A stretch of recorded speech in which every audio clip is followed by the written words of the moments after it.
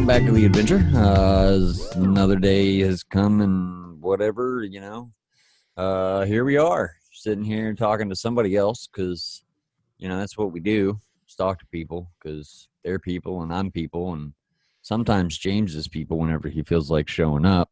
But, it's all good. Today we got a funny comedian and social media guy, Jeff Dwoskin. He's the host of the Jeff Dwoskin podcast. Just popped out episode number 20 with James Healy Jr. You may have seen him. Put that out last week, and the dude's been in everything, So, I mean, he's talking to people. We're talking to people. Figured. What the fuck? Just so you know, I'm going on 3 hours of sleep, Jeff. This is the sleep-deprived episode. It's going to be a good time. No worries. It's good to be here. awake or not, I'm glad to be here with you. Hey, it's all, since it's all off the cuff. Who cares what state you're in at the time? It's just whenever we catch each other, I guess. But Jeff, why don't you let people know where you are, how long you've been doing what you've been doing, and all that other fun stuff, so we can get the introductions out of the way. Sure. Been doing stand-up comedy for 18 plus years, and been doing a podcast since May. I'm one of the 150,000 podcasts you can now find on Amazon Music. And that was sort of a transition from comedy once COVID closed all the clubs, and I guess they're still closed. But so there's that. And then I've been doing the social media thing for forever, but pretty heavy on Twitter in the last 5 or so years, rocking hashtags. So we can talk about whatever you want. It's all good. Well, there's plenty of stuff to talk about. Yeah. I mean, shoot, they were recording this is like 3 or 4 days after RBG died, and the whole world just went, oh fuck. Yeah, that was bad. Man, I've never seen like someone visually pumped full of medication and vitamins and shit as that woman was. So they could just a month and a half, Ruth. Come on, just a month and a half. That's all 2 months. We can do this. And damn it. She held out as long as she could. Dude, that woman was a fucking tank. Yeah, she was. It's funny, like I don't even. I mean, other than Brett Kavanaugh, I don't even know. It's no way I can even name. I can't even really name most of the people. She was like an icon. It's rare that like someone from the Supreme Court gets to the status that she is. Notorious RBG. Yeah, man. I mean, but yeah, she survived like multiple bouts of cancer. If you see the movie, the movie's great about her life. Her husband had cancer. She went to law school for both of them. She took notes for both of them. It's an insane story. It's really, really. Yeah, she did some amazing stuff. Yeah, I haven't had a chance to watch it yet. It's definitely one I want to watch because I mean, I don't give a shit how you lean politically. That woman was like hardcore and really did it. I mean, she did it. Like, yeah. There's no question about the fact that she accomplished shit. Like, you know what I mean?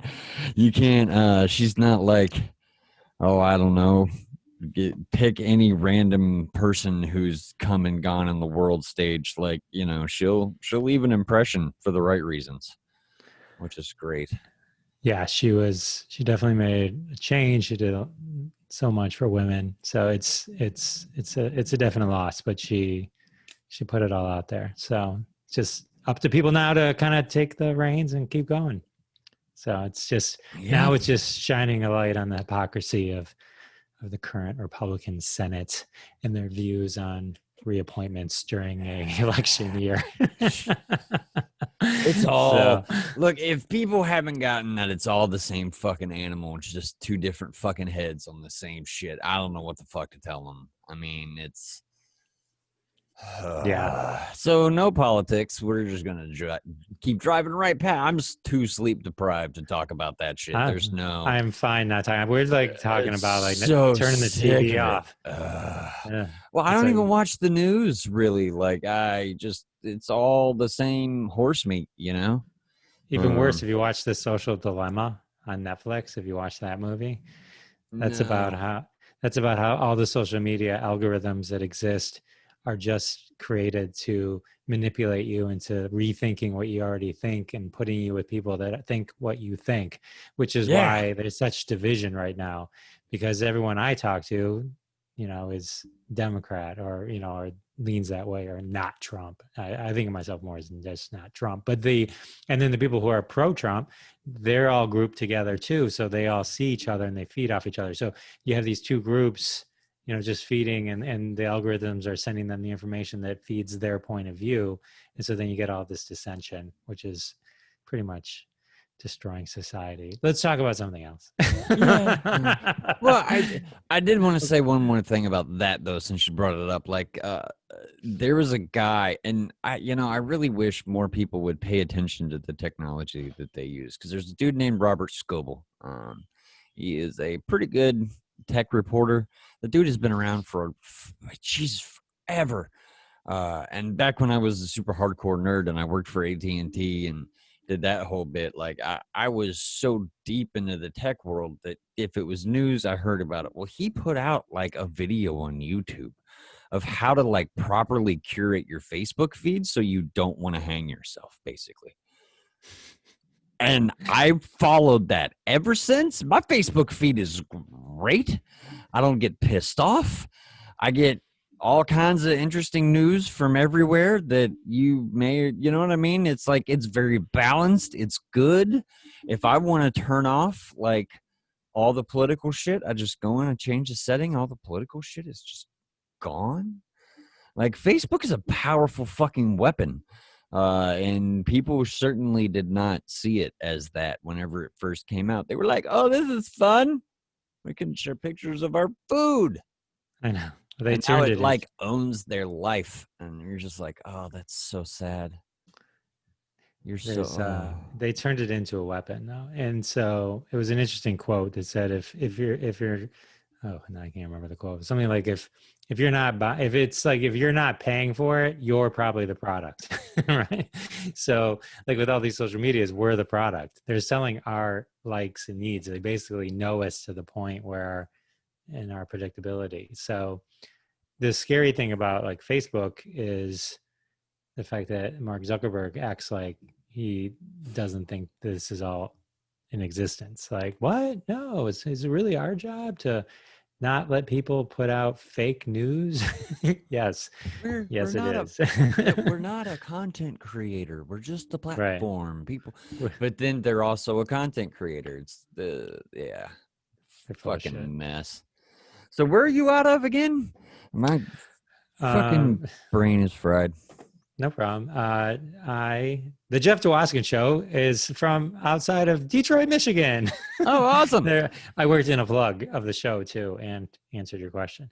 So yeah, just outside of Detroit. I'm in a suburb of Detroit, which is an awesome city, by the way. Wonderful. I was just talking about Okay. Detroit the other day. It's definitely made a great comeback. It's still getting better. A lot of good food. In Detroit. So yeah, it does have a lot of good food. And entertainment. Lots of good stuff. I've always liked Detroit. I mean, it's kind of a shithole. I still love it, but it's still a shithole. I mean, you wouldn't want to be in the city after dark. For there's sure. There's almost every city. There's a place where you don't want to be after dark, but there's plenty of places in Detroit that are, just like Chicago, just fine to be whenever, and kind of modernized. But it's kind of there's places in Detroit and Chicago that are way more, if not just as dangerous as any place you could find in Detroit. So every city gets its own bad rap for its own reason, but they built up between the Illiches and Dan Gilbert. They've done a lot to Detroit to make it up and coming. So good. Detroit needs to come back, man. I remember back around the turn of the century, I used to go up to concerts all the time because I'm just down in Columbus. So we used to. Detroit's not too far away. Heck, you could pop over to. Back in the day, you used to be able to pop over into Canada and hang out with a bunch of strippers and fucking casinos and shit. I don't know if it's still like that. Yeah, you can. Well, Windsor, yeah. Well, Yeah. it's just it's not as it used to be. You could just go there. Now you need your passport. It's now it used to be, which most people don't understand. Like when you grew up in Detroit, or if you were to come over, which wouldn't have been a far ride for you, what, a few hours, and you could just go to Canada. You could just literally drive there, driver's license, and you go in, and it's just we didn't even think of it as another country. You know what I mean? Because Yeah, we would no, go there yeah, all the get it. time. Yeah, there was a great rib place we used to go there called Tunnel Barbecue, and so like we would go there all the time. I used to do comedy there all the time too, and they had some fun clubs and Yuck Yucks and this place called Leo's Comedy Corner, and we used to go there all the time. It was easy, and then it got a little harder when Yeah. And now they're insane. Like I was watching a border patrol show for Canada and I was just like, what, when did you, because I remember like I was talking to a comedian in Toronto, I think last week.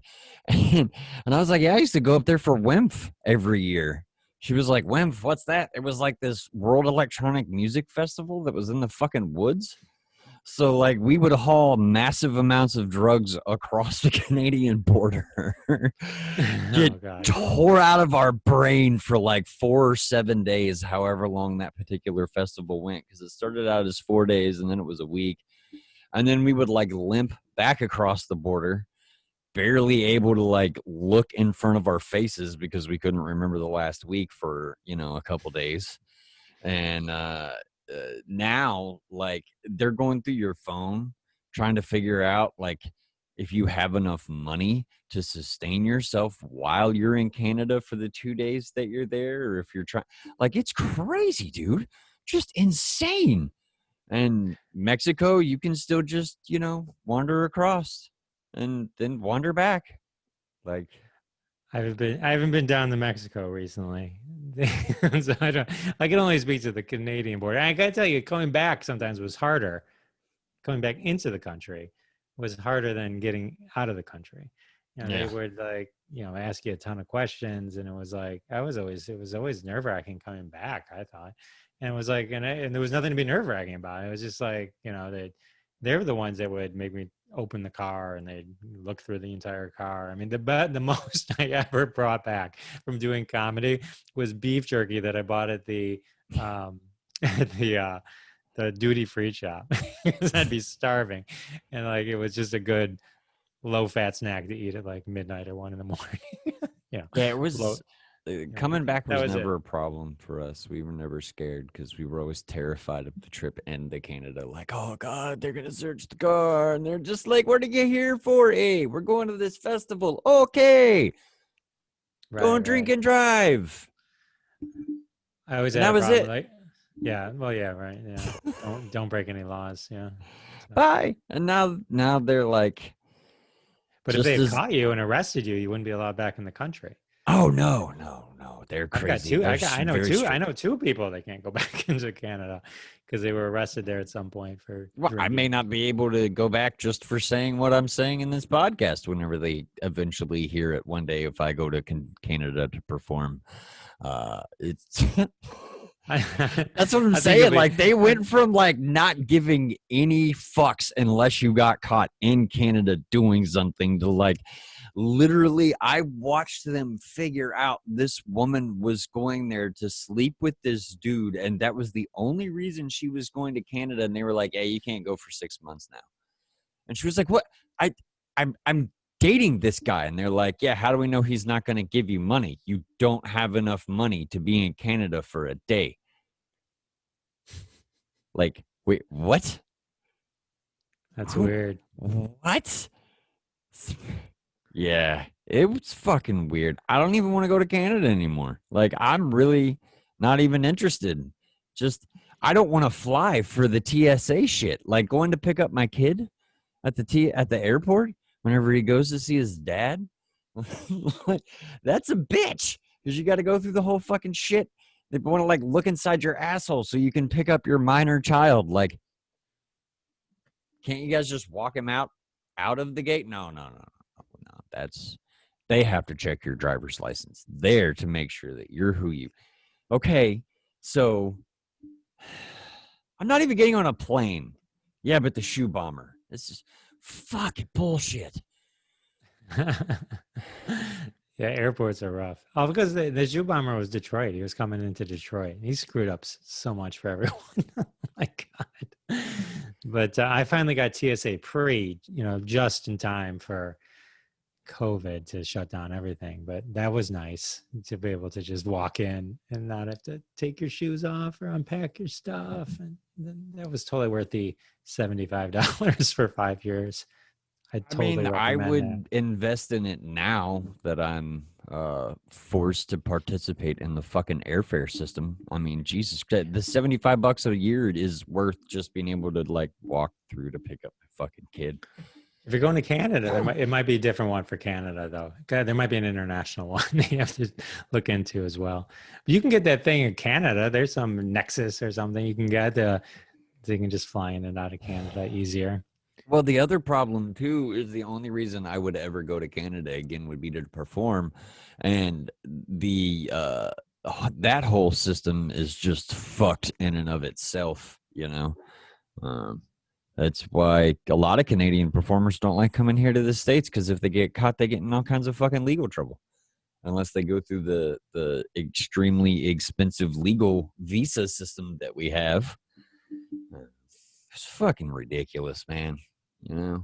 Just I hear you, man. It's rough. When you say perform, do you mean stand-up comedy or yeah, something else? yeah. Okay. Yeah.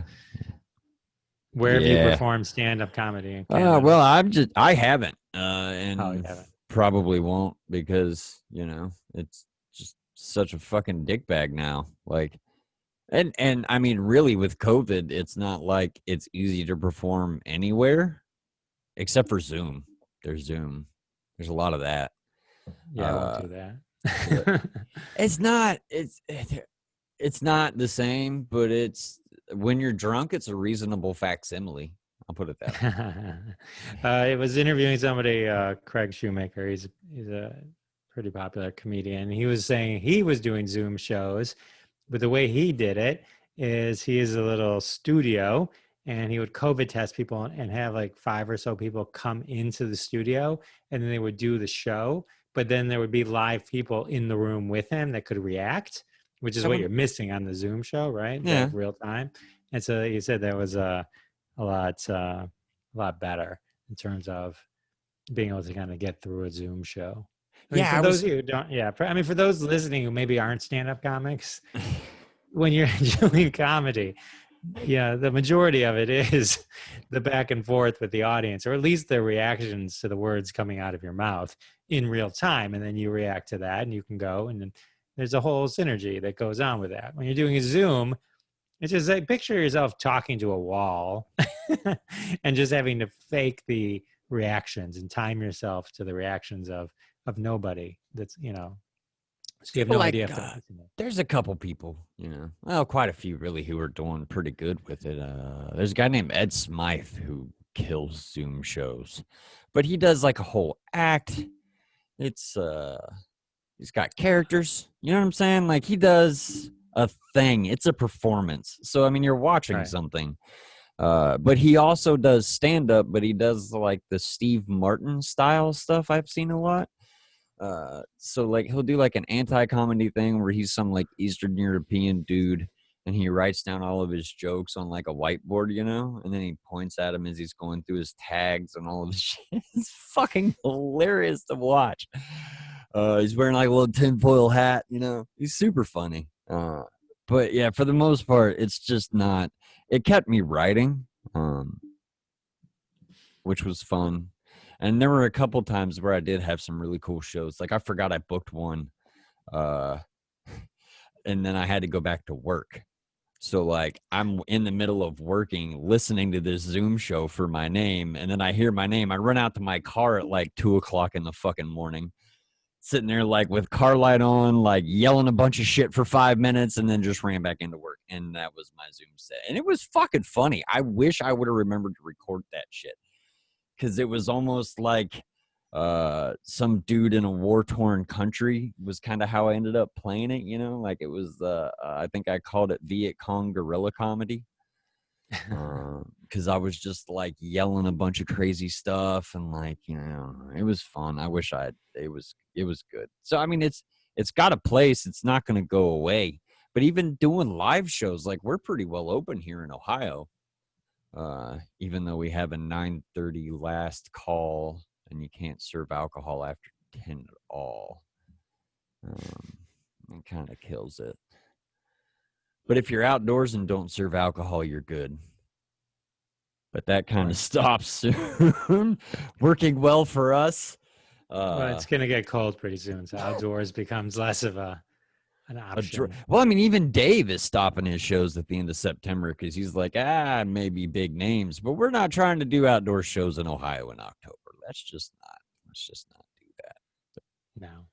Indoors is where all the problems are. Indoor restaurants, all that kind of stuff. Yeah. Air conditioning, they say, is what's spreading the COVID. Yeah. Well, it would make sense, you know. And I mean, there's places here that are having shows that are doing really well and places that aren't. Are you not performing strictly because you can't, or you just don't want to run the risk? Or I hadn't, but I had kind of slowed down, and then I kind of made a decision. I was just going to do the Jeff Dwoskin Show podcast, and kind of that was going to be my thing. The whole idea of kind of running out and the weekends and all that kind of stuff, and it was getting kind of, after 18 years or so, it was getting kind of tiring, you know what I mean? So I took it as a welcome break and then a welcome pivot. So the way I say, and now I'm just gonna, my creative outlet is gonna be the podcast. And so it's not like I wouldn't do a show if one came up, but I'm not chasing it. I'm not chasing that. You know, if something had happened and I was a famous comedian or something like that, but it's like at some point, it gets too much. So if I can do something where I can at least be home, you know, and kind of do that, and then talk to comedians. Don't you find that people will come on people will come on a podcast. They wouldn't answer the phone if you just called them. But if you're like, hey, do you want to be on my podcast? Oh, I would love to be on your podcast. It's like a nice little way to kind of connect with people and talk to people. So, so that's that. So I do have friends that do the Zoom shows, and that's great. And it just didn't appeal to me. But now that I got this lighting, I got this fancy light, maybe I should reconsider. I mean, it's one of the best things that came out of it. Like every single comic that I've talked to, we all agree whether we like the Zoom shows or not. Because I mean, there's some hosts that have really fun fucking shows to do, and even if there's nobody fucking watching, it's like 60 fucking comics getting shit-faced drunk in their house, hanging out with each other for 4 hours, trying to make it. That's not really a bad time. And it's gotten to the point to where people are like, okay, no, this can get interesting. So they start watching it because they know the longer the show goes on, the more off the rails it gets, So it's like a massive podcast, really, but themed as a stand-up show. So, I mean, I guess there's that. But, I mean, the networking has really been what most people have found to be worthwhile. Because now that, there are places that are slowly starting to filter back open. And some of these people who have been hanging out on Zoom for fucking 4 or 5 months or whatever, actually getting to meet in person. And it's... and there's some, there's limited people in different areas, and they can make it work. I mean, people need to laugh. So, I mean, I'm not a guy. I think they're great. I think it's a good outlet, and it's people making people laugh. There's, especially in these times, nothing wrong with that. It's just, I think I feel so awkward doing it that it's like, it's just not for me, but luckily there's plenty of people it is for. So I'm just making room for the other people. That's all. I feel kind of the same way. It's a random thing. I really don't like. I'd rather go out and perform. It's just I want to be around the people, and being trapped in my room here, it's just not. It isn't the same fucking thing. I mean, you don't get like the random, but like I was out last Friday, and like. The person who went on before me is, granted, incredibly funny. Also has a lot of those good social things that make comedians automatically more funny, and a bachelorette party was basically there to see her. And after her set, we just like walked out. So there goes the entire energy of the entire room, and they're like, Mac win, and I'm like, awesome. Fuck. Well, good thing I've been drinking. Let's go. And you'll never get that on Zoom. There's that experience. Like, part of why I love comedy is because I was a salesman for 18 years, but 10 of those years I basically went door to door getting people to laugh and buying overpriced magazine subscriptions. So it's what gives me that thrill, because I couldn't find it after that ended. Spent like 8 years trying to figure out what the fuck it was, I had that same experience. I had a show. This guy, he went before me, didn't do that great. Half the audience was there to see him. When he was done, he left, and they all left with him. It was like, to me as a comic, like, it's your job. If you bring an audience, they gotta stay. It's like, to me, I'm still annoyed about it, and it was probably no. She stayed. She didn't even know. These chicks had nothing to do with this shit. They like told her as they were getting up to leave. The only reason I heard it is because I was sitting by them waiting to go up on stage. So like, they had reserved this whole fucking. I don't blame her. You know what I'm saying? It's just one of those fucking things. Like, you get shows are so, especially like bar shows, which is mostly what we have here in Ohio right now, are the bar shows, because the Funny Bone is open and closed and opened and closed and open. It's Wiley's, our other major comedy club that I prefer to frequent here. It's just so many people are trying to get in shows. Like, when they opened up their Sunday comic show, which is the local comedy show, and we all went to sign up for it. My first available spot was in like September. And that was in June. So it's like, we're all trying to fuck an elephant, and it's a big elephant, but there's still not enough room for everybody. And it's cool. We're all getting along with it. It's not like it's not hostile, which is good. Which I think is possibly something that may have come out of COVID. Like, I don't know. The Ohio scene is not what I expected it to be whenever I moved here. I used to play Toledo a lot. There was Connections in Toledo. It's been gone forever, but there was a couple things there we would do. We used to own Toledo, I believe. Us in Michigan. I think we lost it in a bet or something to you guys. It is what it is. Toledo's not much of anything anymore, except for what the Rockets, I think, is the only thing that's still up there. Their college. You got the Mud Hens, right? So. Is it the Mud Hens? I don't remember. I don't know. I used to have yeah. It's not a bad little town. Not a bad little town. What part of Detroit are you in? I'm in a suburb called West Bloomfield. Okay. It's very few people are actually from Detroit, but most people live in a suburb around it. Yeah. So people just say I'm from Detroit, because that's what people would know. Right. Yeah. Most of the people who are from Detroit are interesting, but that's all good. I like Detroit. I still do. It's the only place I've ever seen a Gothic person smoke crack. I've not seen that. Literally the only place that's ever happened. And like, that was a long time ago. I was with a band up there who was doing a show, and we're walking out of the back of the venue, and we're all looking at each other, watching this Gothic chick just smoke crack on the sidewalk. And we're like, well, that's probably one of the most Detroit things I think I've ever seen in my life. It was Detroit was super popping back then. I hope it gets back to what it was back around 2000. I haven't been there in a really long fucking time, so I don't know. But I used to have a lot of fun up there.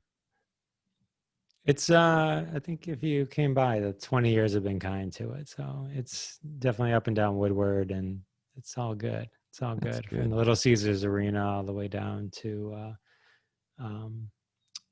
Woodward. So I think, or whatever that road is, by the river, Renaissance Center. So you'd like it. You'd like it. It's good. A lot of good food. Festivals. Yeah, that was one of the things about Detroit. Anytime we swung through there, whenever I sold shit, back in the day was that we stopped in Detroit for the food. We would work all the outside suburbs, but we would, except for, what is it? Is it Kent? I think. Is that the one? There's one of the suburbs of Detroit did not like us at all. No, wait, that's Grand Rapids. Never mind. Yeah, I traveled all over, dude. It was been fucking everywhere. Very cool. So how long you been doing stand-up comedy? On stage since January. On stage since January. So you got stopped by COVID pretty quick. Yeah, basically we're dead in fucking tracks. Like I started going, was writing a shitload of material, because for me it's the same thing as whenever I sold magazines. I don't see it as being any different. Like I know people who have been doing it for a long time are like, yeah, that doesn't make any fucking sense. But I visually see it as like a sales pitch, right? My job is to say something that gets you to laugh, which was the same shit I did whenever we sold magazines. Because when you're selling, a 2-year subscription to Maxim for $75, that's a hard fucking sell, man. Because you can go to fucking, Walmart and rip out the little card, not even pay for the damn magazine, and get like 5 years of it for 12. So why do you charge 75? Well, because we were assholes. Come with a pen or something? Does it come with a pen? Yeah, no, just 15 minutes of my fucking humorous good time, man. Like that's why I tell people I was a door-to-door comedian. If you ever watch the dude who sells cleaner on YouTube, it's the same basic thing. Like he uses a lot of the tags that we used, and got it. So so you oversold magazines, right? Yeah, and then you went into stand-up comedy. When did you start this podcast? Oh, this podcast started in January. I also had one a couple years ago, and I was a DJ a long time ago, so I've been in the entertainment sphere for quite a while. I was a DJ for about 6.5 years back whenever ravers still had to break into warehouses and shit here in Ohio. Nice. Yeah, it was a good time, man. So like I've been in the entertaining thing. It's just, at the end of that 8-year adventure of trying to figure out how I was going to be a normal human being, I spent the last 2 years of it like really thinking about what I was going to do, because I knew I had to kind of get back to entertaining people somehow. And I didn't know if I was going to go with music or comedy. And ultimately it boiled down to I've got tinnitus in my left ear from whenever I was a DJ, and you constantly have the one ear unplugged so you can hear your output. And when you spend 12 hours in a closed room going and you're right by the fucking speakers, apparently it creates hearing problems. So here we are. I decided to go with comedy, and I started wrote for a while, watched every fucking piece of stand-up I could possibly find anywhere, listened to Lenny Bruce's autobiography like 5 or 6 more times. I've loved comedy since I was a little kid. I was introduced to Richard Pryor whenever I was like 12, I think. Nice. So it's always been a part of my life. I just wasn't, I didn't, I guess, make the correlation until I got older and was like, what the fuck am I doing? I don't really want to sell shit. I don't give a fuck about the money. Yeah, which is really good for being a comic, because we don't make shit. At least not at this. You'd be making a fortune if you were selling more of those 2-year Maxim subscriptions. Yeah, for well, $75. people, the problem with that, it wasn't the cost of the magazines. It's not what killed the business, man. Because nobody was buying them. I mean, we would flat out tell people whenever they were like, why do I have to buy a fucking magazine? Be like, have you laughed your ass off for the last 15 minutes? Yeah. That's why. I brightened up your day. Who the fuck cares? You're not buying it because you want the magazines. The problem was that people, instead of buying them because they enjoyed our time, they wanted to help us with the contest that we were in, which the company I worked for had a legitimate contest. I fucking won that shit. Very cool. The problem was people would say they were doing it for like the University of Michigan and shit. You know what I mean? Like they were starting to lie to people because they felt like it was an easier route to get what they wanted, which granted, who are you going to buy from? Some random albino dude knocking on your door from Ohio who like travels the country selling magazines for fun, or the kid who's in the frat at the college that you love that's fucking trying to get his trip to DC or some bullshit. You know what I'm saying? So like police departments started having a problem with us because they couldn't differentiate between the two. They want us to buy permits. We're like, fuck you, because there's constitutional amendments that protect interstate commerce, which is what we conducted. I mean, at the end of the day, it was a very well researched, if somewhat shady business. But, you know. I did telemarketing for a while for a shady company. We raised money for the Fraternal Order of Police. Oh, fuck. Those people are fucking ruthless. I remember being like, hey, Matt, it's Jeff Dwoskin from yeah, raising money for the Fraternal Order of Police. You keeping those seatbelts on for us? That was our telemarketing laugh. I mean, and we purposely said, "Are you keeping those seatbelts on for us?" Because you can't say you're a cop; that's against the law. right. But you can say something that makes you think I might be a cop. Yeah. Semantics, man. Yeah, I learned Right. all that shit. Wonderful stuff. I was lucky enough to work for an honest company, and I never worked for anybody else. So, I mean, a lot of the pitfalls people ended up finding in that world, I never had to experience. And the people I worked for made some money, but yeah, made some money, and then I couldn't do blew it. Couldn't do it so much. anymore. And No, went to work for the University of Michigan telemarketing. I legit. That was legit. Yeah. I mean, I tried to get. I even went like as far as becoming an insurance agent, like to become that official of a salesperson. You know, I got licensed to do that shit, and I just fucking after 2 years, I was like, this is fucking horrible. People are so stupid. I don't want to be responsible for this shit. The problem with insurance is like most insurance agents, in order to adequately do their job, need to educate people on at least 25% of the information that the insurance agent knows, right? 99% of the population of the world doesn't want to know that 25%. Very cool. So, you know, it's kind of what brought you into comedy, man? I mean, 18 years ago, that was early, right around the turn of the century. I had a web company, and I had done a website for a local Mark Ridley's Comedy Castle, which is a big club in the area. And one of the things I happened to have remembered was they had comedy classes. And where I worked, I was the guy who was always funny at the all hands meetings, you know, the all staff meetings and all that. And I could get away with saying things that other people couldn't get away with, you know, just because, you know, I don't know why. That was just the way it is. And like, so you should do stand up. And so I took this class, you know, it was basically a writing class. And at the end of the class, it was like a 7-8 minute performance. Invited all of them, and there was hundreds of people there. 50 were there to see me. They all left right when I was done. No, I'm just kidding. And then it was great, and then I just never stopped. So I just kept doing it.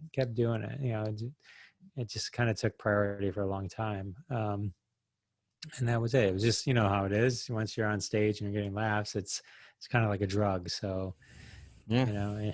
And now my drug is the Jeff Dwoskin Show podcast. As I'm sure your podcast is yours. But it's just a matter of kind of just refocusing, I guess. Well, I mean, just like, magazines brought me to where I'm at, taught me business and all kinds of other shit. I'm sure comedy had a lot of that to do with that for you. And it made it certainly probably easier for you to communicate with people, which hosting a podcast, that's pretty important, I would think. Should be able to talk to folks. Gives you a certain, I don't consider myself improv, but it gets you to think on your feet and kind of kind of move in that direction and kind of do stuff like that. So it's cool. I'm glad for it. It was definitely good. Definitely a good thing to do. And having a podcast is awesome, especially if you like people, which I mean, even if comics say that they hate people, at the end of the day, we do like people. Otherwise, we'll never make anybody laugh. And I'm just such a curious little bastard. I mean, that was one of the things I liked about selling magazines was I met like 1,000 people a day. Dude, I've met some really, really cool and some not so cool people. You know, it's been such a wide range. Like, just I'm grateful for that experience to met some of the cool, wonderful folks. Jesus, there's some interesting people out there in the country. It's a wonderful place that we live in. God bless America. Man, well, it's God like, bless you know, America. I think maybe that's part of why I have a different perspective on, like, because everybody thinks, you know, and I know social media has a lot to do with how everybody thinks everybody's so left or so right. And I don't know. I think most people are pretty much just normal and weird, you know? Like, we're all so weird that, like, we're all pretty much just normal, average fuckers. And you've got, like, a couple thousand people who are really loud. And that's what everybody ends up seeing. Right. Because it Those are the ones sells. that end up on YouTube. Yeah, the which, Karens. yeah, But, well, and to, like, some level, yeah, it's fun. But I mean, to some level, Trump's Twitter is fun, you know? At the end of the day, it's really not good that our president tweets some of that shit, I think, in principle, but it's still fun to watch. I like his Law and Order tweets. Those are my favorite. That's, I think, like the only tweet that I fuck with at all. I don't even really look at Twitter very often, to be honest. It's not my thing. There's it's my thing. Yeah. I know. That's why I said it. It's like some people love it. I just can't. I never got into it. I'm not heavy on it. And then I started seeing Donald Trump would just tweet like Law and Order, exclamation point, exclamation point, exclamation point. And I'm like, why are you just tweeting the name of a fucking TV show? Like, I understand his point behind it. I get it. But I see that combination because he even did the ampersand. And you're just like, that's a fucking TV show. Not only is it a TV show, but it's like a really old TV show that I don't even know if anybody watches anymore. It's just filler on a network somewhere. You're giving him too much credit. He literally meant Law and Order, not not the TV show. I know, but that's like the only, it's progressively gotten like more hostile every time I see him tweet that. I reply and retweet like, will you just stop fucking talking about the stupid fucking show? Just as a joke. It's like the only running gag that I've ever done on Twitter. And I just do it for my own personal enjoyment. I don't really care if other people find it funny or not, to be honest. It's just, I think it's funny. I think it's funny. And that's fine. Oh, fuck. And I love being alive right now. I know it sucks dick for everybody, but it's still fun. Damn it. It could be worse. It could be worse. And how do you feel it could be worse? Well, like, all right, so it's pretty bad right now. So yeah, it is pretty bad. It's pretty bad. Where do you see rock bottom coming? Well, see, like, I don't know. For example, being an albino. You know, they hunt us in Tanzania, so I could have lived there. That would definitely be worse than being here in America. In these times, you know. Yes. Yeah, that would suck. So there's that. I just, you know, perspective, man. I heard Rogan say once that he follows like all these fucked up accounts on Instagram to keep his perspective. And I was like, huh, I wonder what that's like. Why not? That sounds interesting.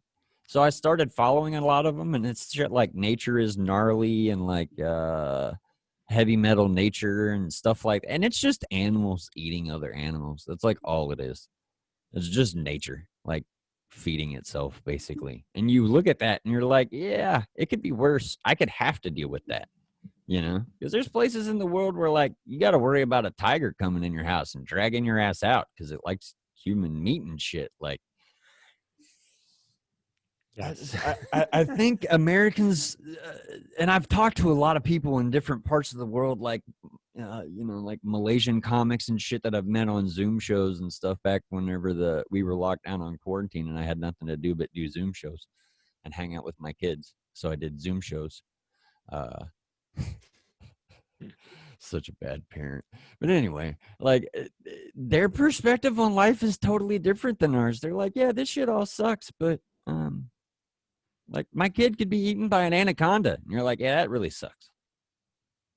That's That scary. would suck.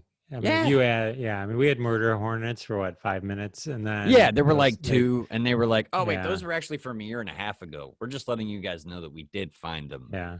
So there's that. And in Michigan, they did tell us to not go out at night because there's deadly mosquitoes. But yeah, I mean, if there was a knock on the door and it'd be like a tiger wanting to eat me, that'd be bad. I could see that as worse. But on the flip side, they live with that every day, so it's not like a new thing. This is all new to us, so it's pretty rock bottom. Though in the Spanish flu, 50 million people died. So there's in perspective, I guess it's a lesser pandemic, but still horrible. Still horrible. Well, I think what made it bad was no one really dealt with it very well. Everybody's now kind of looking at our government, like all of it, like, you people are really fucking stupid. This is really bad. Yes. Yeah. And then here we are. Yay. Whatever. Yay. Content for you, content for me. Everybody's just going to keep talking about it. It's going to keep cycling. Eventually, cool shit's going to happen. I mean, there's good stuff coming out of it. People are considering how we deal with our communities a little bit more. I don't know what it's like up in Michigan, but I know here in Columbus, they were like even talking about changing the name of the city to Flavortown. And it started out as a joke, but then they actually started a petition and people were really trying to do it. You know what I mean? So it's like, even though there is that hint of seriousness, keep Columbus.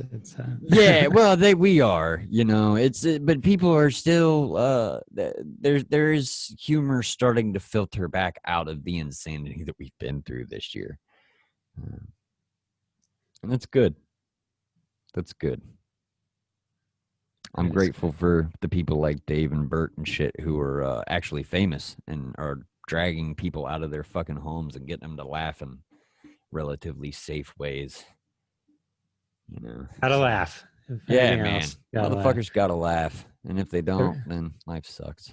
Everybody check out one of Matt's Zoom shows and have a good time. There's not really any of those, but there is stand-up on YouTube from the post-pandemic era. It is there. There's some of it. Very cool. I'm an idiot and I forget to record shit all the time. So there's that. Never forgotten to record a podcast though. Thank God. I was 2 minutes in one and realized the other person's wasn't being recorded. I almost did it the other day. And my co-host was like, hey, you're not recording. And I'm like, fuck, thank God you actually showed up today. Good times. Well, where can people find the Jeff Dwoskin show, man? Because I've been digging through it a little bit. Been listening to your episode from with Jeff Healy. James Healy. That came out today. Healy. Yeah. You must be right on top of my show. Yes. So it was the very first one on my podcast thing when I opened it up this morning. So I was like, hey, I'm talking to him. We'll listen to that. Very cool. Very cool.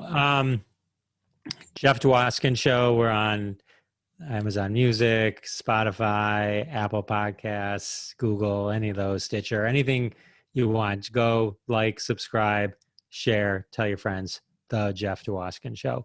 You can find me online also at jeffdwoskinshow.com. If you can't spell Dwoskin, jeffisfunny.com will get you to my website, which is for the podcast, and that's probably a little easier to remember. jeffisfunny.com. That is the Jeff Dwoskin Show website. So there's all those ways. On Twitter at Jeff Dwoskin Show. My personal Twitter is Big Macher, Macher, and that's pretty much it. I mess around on Instagram, but not worth going there. Nobody. Yeah, Instagram's weird. So is Facebook. I just recently got besieged by bots, so that's fun. That's really fun. Totally fun. Now it looks like I'm famous, but I'm not. It's all people who want me to buy their porn or buy their drugs or launder their money. You're in luck. We can send you $5 million. Just send us your social security number, credit card, and bank statements. Well, that sounds like a great deal. I'll do that. No, they're actually like, so the Nigerian Prince game has gotten really good. I know I was totally about to sign off, but this is fucking hilarious. Like, I'm loving this shit. It started out as so annoying, but now that it's calmed down, because I got like the first 4,000 of them were in like 2 days. And then I got locked out of like the whole friend area on Facebook. Facebook was just like, you just shut the fuck down. Because it got to the point to where I just was hitting accept or delete and doing it for like 30 minutes and then setting my phone down and walking away. I'll leave you. This is not a Nigerian joke. This is not my joke. This is a joke. This is not my joke. It's too funny though. It's like, if I get one more of those penis enlargement emails, I'm gonna go broke. Yeah. But like the reason I started accepting him is because there's so much material in this shit. Like, one of these guys was like, I'm in Ghana and I want to come to America to party and I have $3,000 and I'll send it to you and you can keep 1,000 and I'll have 2,000 to party. And I'm like, but why don't you just bring the whole 3,000? And he's like, well, the exchange rate isn't the same. And I'm like, yeah, but then when you sent me the 3,000, it wouldn't be $3,000 anymore. And he was like, oh, wait a minute. Damn, you're right. I haven't heard from him again. And it's just fucking, I was dying laughing because he's like, oh, wait, that's a bad sales pitch. Bad idea. That's not going to work. You know where he should invest his money? I know a guy that can sell him a 2-year subscription to Maxim for $75. That'll right? be $2,925 to go crazy in America with. Exactly. And have Maxim for 2 years. 2 whole years. 2 whole years. Well, Jeff, we appreciate you coming on, man, and we'll make sure that the episode description has all the wonderful links to your stuff, so people can find it every which way that they want.